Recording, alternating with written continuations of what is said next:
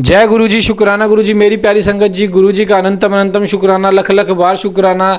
आज तो टीवी के थ्रू ही आपको गुरु जी के दर्शन हो रहे हैं, क्योंकि गुरु जी तो हर पाठ में अपने दर्शन दे के ही पाठ को शुरू करवाते हैं। आज का अध्याय काफ़ी ब्लेस अध्याय है और गुरु जी इतनी ब्लेसिंग देते हैं, इतनी ब्लेसिंग देते हैं, मतलब सपने में ही हमारे सारे कष्ट कटवा देते हैं। जैसा कि मैंने लास्ट अपने सत्संग में शेयर किया था, मैंने अपना सपना कि कैसे गुरु जी ने मेरा बहुत से बड़ा कष्ट काटा, कितने से कितना बड़ा मुझे ब्लेसिंग दी। तो संगत जी आज भी गुरु जी की बहुत ज़्यादा ब्लेसिंग है, हर वक्त गुरु जी की ब्लेसिंग है। गुरु जी इतना ब्लेस करते हैं और संगत जी क्या बताएं, जो भी संगत गुरु जी पे विश्वास करती है, जो भी संगत गुरु जी को दिल से मांगती है ना, वो इस पाठ को एंड तक जरूर सुनेगा और एक प्यारा सा कमेंट जरूर करेगा, जय गुरु जी, शुक्राना गुरु जी, और आगे भी शेयर करेगा, जय गुरु जी, शुक्राना गुरु जी। संगत जी यह बात मैं सिर्फ इसलिए बोला क्योंकि इस पाठ से आपका भी कल्याण है, हमारा भी कल्याण है। हमारे कल्याण के लिए तो गुरु जी ये सब करवा रहे हैं, नहीं तो आप खुद बताओ गुरु जी ऐसा क्यों करवाएंगे? हमारे कल्याण के लिए गुरु जी करवाएंगे, क्योंकि गुरु जी चाहते हैं उनकी सभी संगत का भला हो, उनकी संगत के बुरे कर्म कट के अच्छे कर्म मिले, ताकि वो अच्छे से जीवन जी सके, इस जीवन का लाभ उठा सके जो गुरुपा के आशीर्वाद से हमें जीवन शैली मिली है, इंसान का जन्म मिला है, तो दुखों से दूर होकर इस जीवन का भरपूर लाभ उठा पाए। तो आइए पाठ को शुरू करते हैं गुरु जी के मंत्र जाप से। ओम नमः शिवाय, शिव जी सदा सहाय। ओम नमः शिवाय, गुरु जी सदा सहाय। जय गुरु जी। जय गुरु जी। यक्षशाला में शिव का भाग न देखकर सती के रोषपूर्ण वचन, दक्ष के द्वारा शिव की निंदा सुन दक्ष तथा देवताओं को धिक्कार फटकार कर सती द्वारा अपने प्राण त्याग का निश्चय। ब्रह्मा जी कहते हैं कि नारद दक्ष कन्या सती उस स्थान पर गई जहां वह मान प्रकाश से युक्त यज्ञ हो रहा था। वहां देवता, असुर और मुनिंदर आदि के द्वारा कौतूहलपूर्ण कार्य हो रहे थे। सती ने वहां अपने पिता के भवन को नाना प्रकार की आश्चर्यजनक वस्तुओं से संपन्न, उत्तम प्रभा से परिपूर्ण, मनोहर तथा देवताओं और ऋषियों के समुदाय से भरा हुआ देखा। देवी सती भवन के द्वार पर जाकर खड़ी हुई अपने वाहन नंदी से उतरकर अकेली ही शीघ्रतापूर्वक यज्ञशाला के भीतर चली गई। सती को आया देख उनकी यशस्विनी माता अक्षनी ने और बहनों ने उनका यथोचित आदर सत्कार किया, परंतु दक्ष ने उन्हें देखकर कुछ भी आदर नहीं किया तथा उन्हीं के भय से शिव की माया से मोहित हुए दूसरे लोग भी उनके प्रति आदर का भाव न दिखा सके। मुने सब लोगों के द्वारा तिरस्कार प्राप्त होने से सती देवी को बड़ा विस्मय हुआ, तो भी उन्होंने अपने माता पिता के चरणों में मस्तक झुकाया। उस यज्ञ में सती ने विष्णु आदि देवताओं के भाग देखे, परंतु शंभु का भाग उन्हें कहीं भी दिखाई नहीं दिया। तब सती ने दुस्सह क्रोध प्रकट किया। वे अपमानित होने पर विरोध से भरकर उन लोगों को की ओर क्रूर दृष्टि से देखती और दक्ष को जलाती हुई सी बोली। सती ने कहा, प्रजापति, आपने परम मंगलकारी भगवान शिव को इस यज्ञ में क्यों नहीं बुलाया, जिनके द्वारा यह संपूर्ण चराचर जगत पवित्र होता है, जो स्वयं ही यज्ञ देवताओं में श्रेष्ठ, यज्ञ के अंग, यज्ञ की दक्षिणा और यज्ञ करता यजमान है। उन भगवान शिवा के बिना यज्ञ की सिद्धि कैसे हो सकती है? ओहो, जिनके समन करने मात्र से सब कुछ पवित्र हो जाता है, उन्हीं के बिना किया हुआ यह सारा यज्ञ अपवित्र हो जाएगा। द्रव्य, मंत्र आदि, हव्य और कव्य, ये सब जिनके स्वरूप हैं, उन्हीं भगवान शिव के बिना इस यज्ञ का आरंभ कैसे किया गया? क्या आपने भगवान शिव को सामान्य देवता समझकर उनका अनादर किया है? आज आपकी बुद्धि भ्रष्ट हो गई है, इसलिए आप पिता होकर भी मुझे अधम जच रहे हैं। अरे, ये विष्णु और ब्रह्मा आदि देवता तथा मुनि अपने प्रभु भगवान शिव के आए बिना इस यज्ञ में कैसे चले आए? ऐसा कहने के बाद शिव स्वरूपा परमेश्वरी सती ने भगवान विष्णु, ब्रह्मा, इंद्र आदि सब देवताओं को तथा समस्त ऋषियों को बड़े कड़े शब्दों में फटकारा। ब्रह्मा जी कहते हैं कि नारद, इस प्रकार क्रोध से भरी हुई जगदम्बा सती ने वहां व्यथित हृदय से अनेक प्रकार की बातें कही।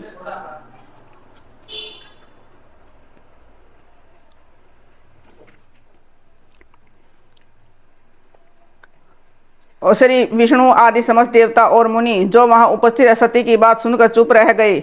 अपनी पुत्री के वैसे वचन सुनकर कुपित गए दक्ष ने सती की और क्रूर दृष्टि से देखा और इस प्रकार कहा। दक्ष बोले, भद्रे, तुम्हारे बहुत कहने से क्या लाभ है? इस समय यहाँ तुम्हारा कोई काम नहीं है, तुम जाओ, यहाँ ठहरो। यही तुम्हारी इच्छा पर निर्भर है, तुम यहाँ आई ही क्यों? समस्त विद्वान जानते हैं कि तुम्हारे पति शिव अमंगल रूप है, वे कुलीन भी नहीं हैं, वेद से बहिष्कृत हैं और भूतों, प्रेतों, पिशाचों के स्वामी हैं। वे बहुत ही कुवेश धारण किए रहते हैं, इसलिए रुद्र को इस यज्ञ के लिए नहीं बुलाया गया। बेटी, मैं रुद्र को अच्छी तरह जानता हूँ, अतः जानबूझकर ही मैंने देव ऋषियों की सभा में उनको आमंत्रित नहीं किया है। रुद्र को शास्त्र के अर्थ का ज्ञान नहीं है, वे उद्दंड और दुरात्मा है। पर मुझ मूढ़ पापी ने ब्रह्मा जी के कहने से उनके साथ तुम्हारा विवाह कर दिया था। अतः सूची स्मृते तुम क्रोध छोड़कर स्वस्थ हो जाओ, इस यज्ञ में तुम आ ही गई तो स्वयं अपना भाग ग्रहण करो। दक्ष के इस पर ऐसा कहने पर उसकी त्रिभुवन पूजिता पुत्री सती ने शिव की निंदा करने वाले अपने पिता की ओर जब दृष्टिपात किया तब उनका रोष और भी बढ़ गया। वे मन ही मन सोचने लगी कि अब मैं शंकर जी के पास कैसे जाऊंगी। यदि शंकर जी के दर्शन की इच्छा से वहां गई तो उन्होंने यहाँ का समाचार पूछा तो मैं उन्हें क्या उत्तर दूंगी। तदंतर तीन लोगों की जननी सती रोषा वेश से युक्त लंबी सांस खींचती हुई अपने दुष्ट हृदय पिता दक्ष से बोली। सती ने कहा कि जो महादेव की निंदा करता है अथवा जो उनकी होती हुई निंदा को सुनता है वे दोनों तब तक नरक में पड़े रहते हैं जब तक चंद्रमा और सूर्य विद्यमान है। अतः तात मैं अपने इस शरीर को त्याग दूंगी, जलती आग में प्रवेश कर जाऊंगी। अपने स्वामी का अनादर सुनकर जब अब मुझे इस जीवन की रक्षा से क्या प्रयोजन। यदि कोई समर्थ है तो यह स्वयं विशेष यत्न करके शंभु की निंदा करने वाले पुरुष को की जीव को बलपूर्वक काट डाले, तभी वह शिव निंदा श्रवण के पाप से शुद्ध हो सकता है, इसमें संशय नहीं है। यदि कुछ कर सकने में असमर्थ है तो बुद्धिमान पुरुष को चाहे कि वह दोनों कान बंद करके वहां से निकल जाए, इसे शुद्ध रहता है, उसका भाग्य नहीं होता। ऐसा श्रेष्ठ विद्वान कहते हैं। इस प्रकार धर्म नीति बताने पर सती को अपने आने के कारण बड़ा पश्चाताप हुआ। उन्होंने व्यतीत चित्त से भगवान शंकर के वचन का स्मरण किया। फिर सती अत्यंत कुपित हो दक्ष से, उस विष्णु आदि समस्त देवताओं से तथा मुनियों से भी निडर होकर बोली। सती ने कहा कि तात तुम भगवान शंकर के निंदक हो, इसके लिए तुम्हें पश्चाताप होगा।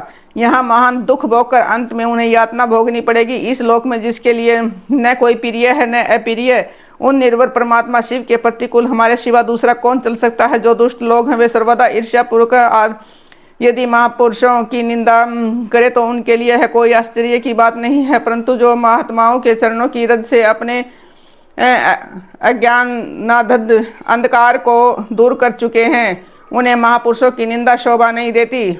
जिनका शिव यह दो अक्षरों का नाम कभी बातचीत के प्रसंग से मनुष्यों की वाणी द्वारा एक बार भी उच्चारित हो जाए तो यह संपूर्ण पाप राशि को शीघ्र ही नष्ट कर देता है। उन्हीं पवित्र कीर्ति वाले निर्मल शिव से तुम द्वेष करते हो। आश्चर्य है, वास्तव में तुम अशिव रूप हो। महापुरुषों के मन रूपी मधुर कर ब्रह्मानंदमय रस का पान करने की इच्छा से जिनके सर्वार्थदायक चरण कमलों का निरंतर सेवन किया जाता है, उन्हीं से तुम मूर्खता बस द्रोह करते हो। जिन्हें तुम नाम से शिव और काम से अशिव बताते हैं, उन्हें क्या तुम्हारे सिवाय दूसरे विद्वान नहीं जानते। ब्रह्मा आदि देवता, सनक आदि मुनि तथा अन्य ज्ञानी क्या उसके स्वरूप को नहीं समझते। उदार बुद्धि भगवान शिव जटा फैलाए कपाल धारण किए हुए शमशान में भूतों के साथ प्रसन्नतापूर्वक रहते हैं तथा भस्म एवं नरमुंडों की माला धारण करते हैं। इस बात को जानकर जो भी मुनि और देवता उसके चरणों में गिरे हुए निरामला को बड़े आदर के साथ उसके मस्तक पर चढ़ाते हैं, इसका क्या कारण है। यही है कि वह भगवान शिव की साक्षात परमेश्वर हैं। परवर्ती यज्ञ आदि और निवर्ती शम दम आदि दो प्रकार के कर्म बताए गए हैं। मनीषी पुरुषों को इस प्रकार विचार करना चाहिए। वेद में विवेचन पूर्वक उनके रागी और विरागी दो प्रकार के अलग अलग अधिकारी बताए गए हैं। परस्पर विरोधी होने के कारण उक्त दोनों प्रकार के कर्मों का एक साथ ही एक ही कर्ता के द्वारा उच्चारण नहीं किया जा सकता। भगवान शंकर तो परब्रह्म परमात्मा है, उनमें इन दोनों की ही प्रकार के धर्मों का प्रवेश नहीं है। उन्हें कोई कर्म प्राप्त नहीं होता, उन्हें किसी भी प्रकार के कर्म करने की आवश्यकता नहीं है। पिताजी, हमारा ऐश्वर्य अव्यक्त है, उसका कोई लक्षण व्यक्त नहीं है। सदा आत्मज्ञानी महापुरुष ही उसका सेवन करते हैं। तुम्हारे पास वह ऐश्वर्य नहीं है। यज्ञशालाओं में रहकर वहाँ के अन्न से तृप्त होने वाले कर्मठ लोगों को जो भोग प्राप्त होता है उससे वह ऐश्वर्य बहुत दूर है। जो महापुरुषों की निंदा करने वाला और दुष्ट है उसके जन्म को धिक्कार है। विद्वान पुरुष को चाहिए कि उसके संबंध को विशेष रूप से प्रयत्न करके त्याग दे। जिस समय भगवान शिव तुम्हारे साथ मेरा संबंध दिखलाकर मुझे दक्षायणी कहकर पुकारेंगे, उस समय मेरा मन सहसा अत्यंत दुखी हो जाएगा। इसलिए तुम्हारे अंग से उत्पन्न हुए सदा सबके तुल्य घृणित इस शिव को इस समय मैं निश्चय ही त्याग दूंगी और ऐसा करके सुखी हो जाऊंगी। हे देवता और मुनियों, तुम सब लोग मेरी बात सुनो। तुम्हारे हृदय में दुष्टता आ गई है। तुम लोगों का यह कर्म सर्वथा अनुचित है। तुम सब लोग मूढ़ हो, क्योंकि शिव की निंदा और कलह तुम्हें प्रिय है। अतः भगवान हर से तुम्हें इस कुकर्म का निश्चय ही पूरा दंड मिलेगा। ब्रह्मा जी कहते हैं कि नारद उस यज्ञ में दक्ष तथा देवताओं से ऐसा कहकर सती देवी चुप हो गई और मन ही मन अपने प्राण वल्लभ शंभु का स्मरण करने लगी। सती ने का योग अग्नि से अपने शरीर को भस्म कर देना, दर्शकों का आहाकार, शिव पार्षदों का प्राण त्याग तथा दक्ष पर आक्रमण, ऋषिभुओं का द्वारा उनका भगा जाना तथा देवताओं की चिंता। ब्रह्मा जी कहते हैं कि नारद मौन हुई सती देवी अपने पति का सादर स्मरण करके शांतचित हो सहसा उत्तर दिशा में भूमि पर बैठ गई। उन्होंने विधि पूर्वक जल का आचमन करके वस्त्र ओढ़ लिया और पवित्र भाव से आंखें मूंद कर पति का चिंतन करती हुई योग मार्ग में स्थित हो गई। उन्होंने आसन को स्थिर कर प्राणायाम द्वारा प्राण और अपमान को एक रूप करके नाभि चक्र में स्थित किया। फिर उदान वायु को बलपूर्वक नाभि चक्र से ऊपर उठाकर बुद्धि के साथ हृदय में स्थापित किया। तत्पश्चात शंकर की प्राण वल्लभा आनंदिता सती उस हृदय स्थित वायु को कंठभाग से भ्रुकुटियों के बीच में ले गई। इस प्रकार दक्ष पर कुपित हो सहसा अपने शरीर को त्यागने की इच्छा से सती ने अपने संपूर्ण अंगों में योग मार्ग के अनुसार वायु और अग्नि की धारणा की। तदनंतर अपने पति के चरणार बिंदों का चिंतन करती हुई सती ने अन्य सब वस्तुओं का ध्यान बुला दिया। उनका चित्त योग मार्ग में स्थित हो गया, इसलिए वहां उन्होंने पति के चरणों के अतिरिक्त और कुछ नहीं दिखाई दिया। मुनि श्रेष्ठ सती का निष्पाप शरीर तत्काल गिरा और उनकी इच्छा के अनुसार योगाग्नि में जलकर उसी क्षण भस्म हो गया। उस समय वहां आए हुए देवता आदि ने यह घटना देखी, तब वे बड़े जोर से हाहाकार करने लगे। उनका यह महान अद्भुत विचित्र एवं भयंकर हाहाकार आकाश में और पृथ्वी तल पर सब ओर से फैल गया।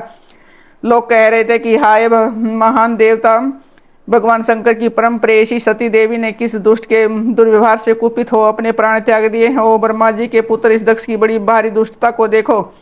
सारा चराचर जगत है जिसकी संतान है उसी की पुत्री मनस्विनी सती देवी जो सदा ही मान पाने के योग्य थी, उसके द्वारा ऐसी निरादुत हुई कि प्राणों से भी हाथ धो बैठी। भगवान विष्णुध्वज की प्रिया सती सदा अपनी सभी सत्पुरुषों के द्वारा निरंतर सम्मान पाने की अधिकारिणी थी। वास्तव में उसका हृदय बड़ा ही अहिष्णु है। वह प्रजापति दक्ष ब्राह्मण द्रोही ही है, इसलिए सारे संसार में उसे महान अपयश प्राप्त होगा। उसकी अपनी ही पुत्री उसी के अपराध से जब प्राण त्याग करने को उद्यत हो गई, तब भी उस महान नरक भोगी शंकर द्रोही ने उसे रोका तक नहीं। जिस समय सब लोग ऐसा कह रहे थे, उसी समय शिवजी के पार्षद सती का यह अद्भुत प्राण त्याग देख तुरंत ही क्रोध पूर्वक अस्त्र शस्त्र से ले दक्ष को मारने के लिए उठ खड़े हुए। यज्ञ मंडप के द्वारा खड़े हुए वे भगवान शंकर के समस्त 60,000 पार्षद जो बड़े भारी बलवान थे अत्यंत रोष से भर गए और हमें धिक्कार है ऐसा कहते हुए भगवान शंकर के गणों के